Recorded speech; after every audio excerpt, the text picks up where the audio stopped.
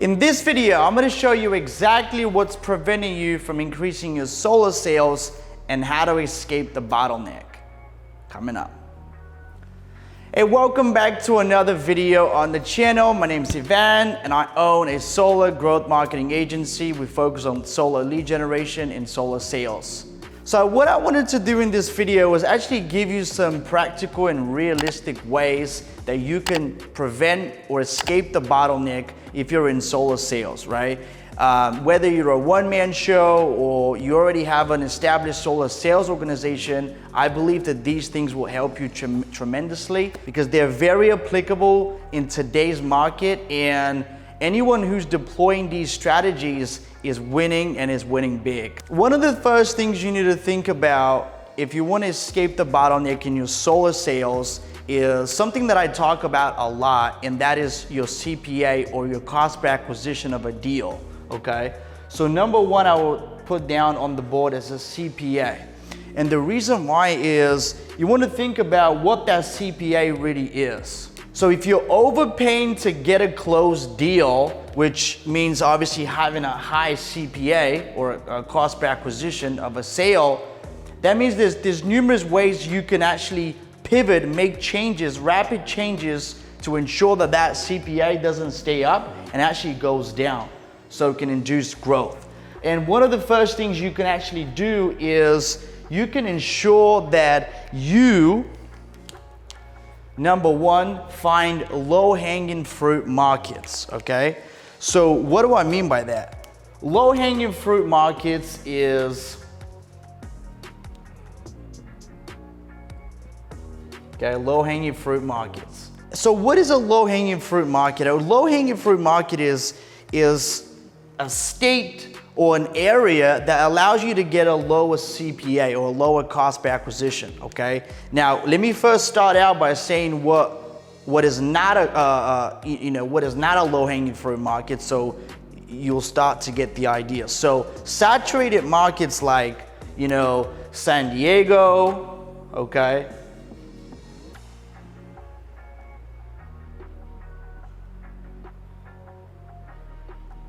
What else? Vegas. What else? Another market that could be is, for example, Houston.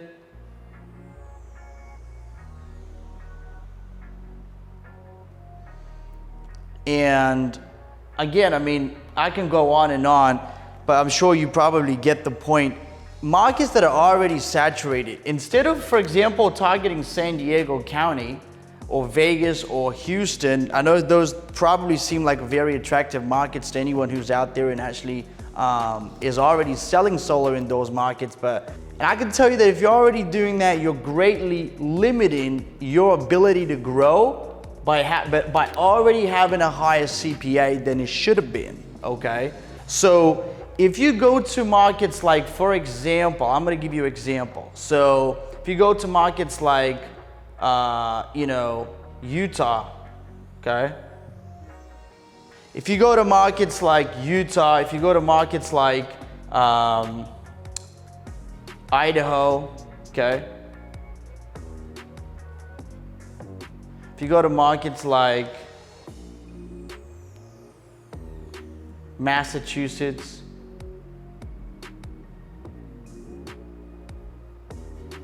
all right, and you target those entire states.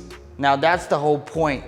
You want to make sure that you target the entire state, because if you target an individual area, like I showed you in the first example, right, and that's the main difference here. For example, San Diego is a saturated market, right? If you were to target the whole of California, your CPA would look a lot different, okay?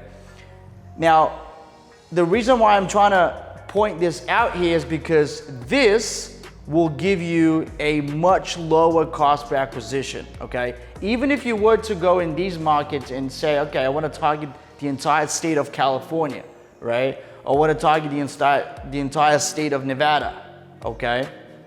Or the entire state of Texas.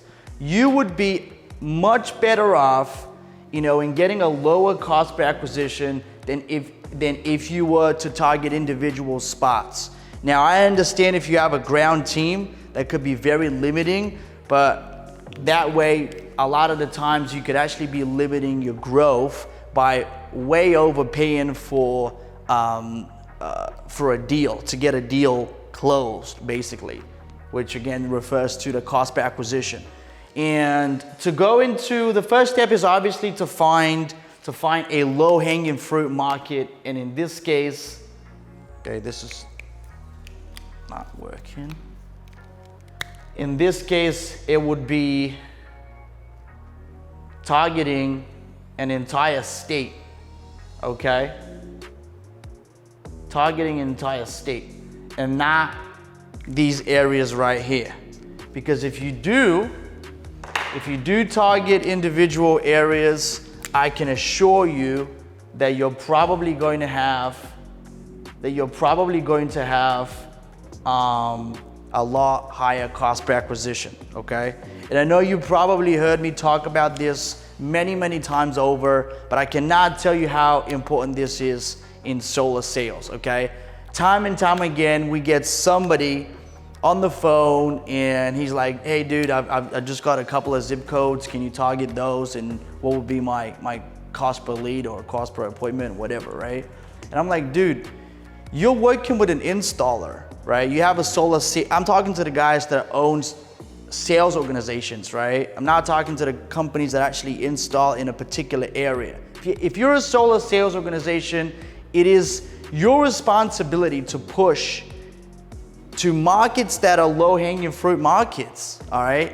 You're not an installation company. You have the luxury to go in any market that allows you to get a deal for as cheap as possible, okay? And what that would allow you to do is, number one, it would allow you to be more profitable. And when you're more profitable, you can actually go ahead and pay your sales team a lot better. You can put more of the marketing, more of the profit back into marketing, so you can grow a lot faster. And so if you have a sales organization and you're not doing this, you're not utilizing, the low-hanging fruit markets, and you can reach out. I can tell you more about, what those markets actually are. You can schedule a call down below. It's free, so it's either going to be myself or somebody on my team, and we'll tell you exactly pretty much what those markets are. I'll probably make a video about this, an entire video about what the low-hanging fruit markets are. But the main thing you need to focus on, if you don't get anything else off this video, but just remember this: try not to target individual cities, zip codes, and those type of things. Like, try to go after an entire state, okay? And once you start doing that, it would make a lot more sense to you, okay? And you see your cost per acquisition drop immediately. Doesn't matter what kind of advertising you're putting out there, what kind of leads you get, all right? The moment you limit someone, okay, or even the platform, if you're doing marketing inside your company already, if you do it internally, just by doing this, your cost per acquisition is through the roof, okay? And I already know that because we see it in our world.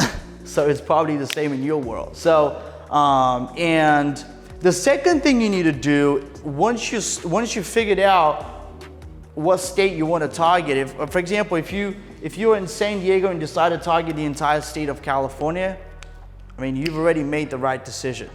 Now, if you're a sales organization, the second thing you need to do after you've allocated what the low-hanging fruit market for you is in this situation, is to be able to attract more high-quality salespeople and keep them, okay? So, and that you can achieve by providing a unique opportunity so people can see the potential in growing within the company. One of the good ways to achieve that is to ensure that they don't have to, just come on board and learn a few techniques on how to knock doors and whatnot, but you actually have a system for generating leads on autopilot, like every single day, that they could sit in the air-conditioned office instead of going out there and, sweating their nuts off, okay? in a 95-degree heat. If you have the opportunity, so somebody that is already selling solar, which means you don't have to train them up from scratch, and they can already come into your organization prepared to win.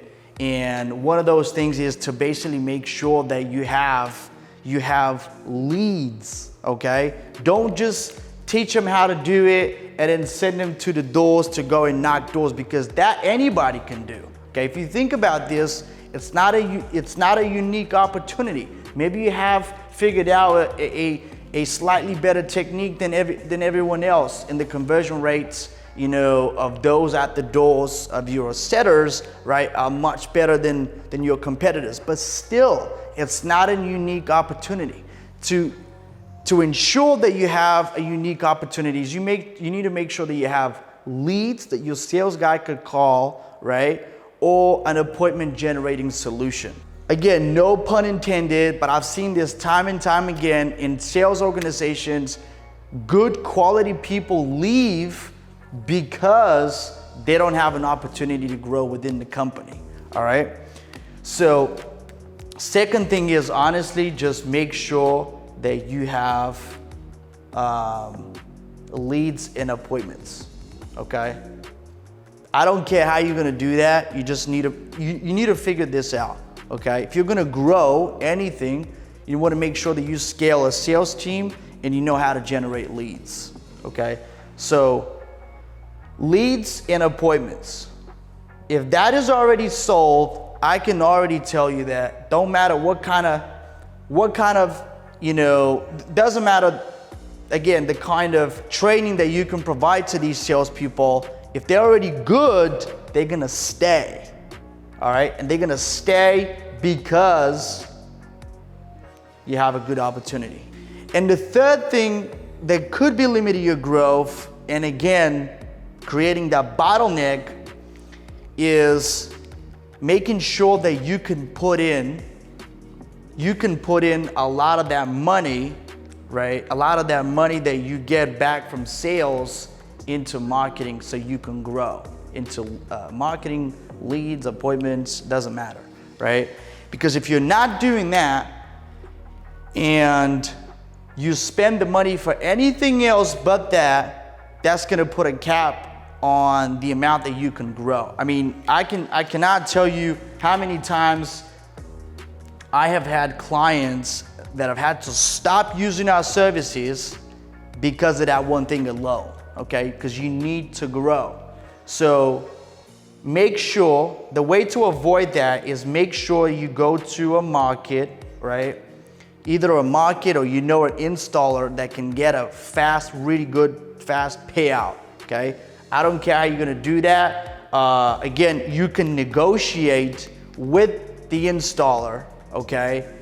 A scheme where, you know, you get paid 30% or even up to 50% up front once the deal is closed, and then obviously 50% on the back end at M2 once deal gets installed, right? Now that is your responsibility to ensure that, but I cannot tell you how many times I've seen that create such a bottleneck for a lot of companies that could have been otherwise growing at a steady pace, okay? So ensure that you have a fast payout, okay? That, again, sometimes is due to just the market that you might be in, and sometimes could be because of the installer. That's why you need to do your research on installers and what their strongest markets might be right now, okay? Because, for example, if you're working with a company like, for example, Freedom, right? Freedom Forever. They might have only 2 crews in Florida, but they might have, you know, 10 crews in Texas. So again, that could probably mean that their install time is gonna be much faster in Texas than it's gonna be in Florida, simply because they can meet the demand a lot faster than by only having 2 crews, for example. Okay, that was just an example. Another thing could be, you know, site surveying, you know, some utility companies don't cooperate with the homeowner to get everything done. They're not pro solar, they're actually against it, okay? That's in some markets, so that's why you need to do your research if you're thinking about growing outside of the state that you're currently selling in, okay? So that's pretty much it. I mean, one, ensure that you have a good CPA, and I already went through the ways you can reduce that. Two is make sure that you actually have you have an opportunity, which is the leads and appointments that you can provide to those quality people that are going to come in. That way you're going to be able to attract quality salespeople into your organization, okay?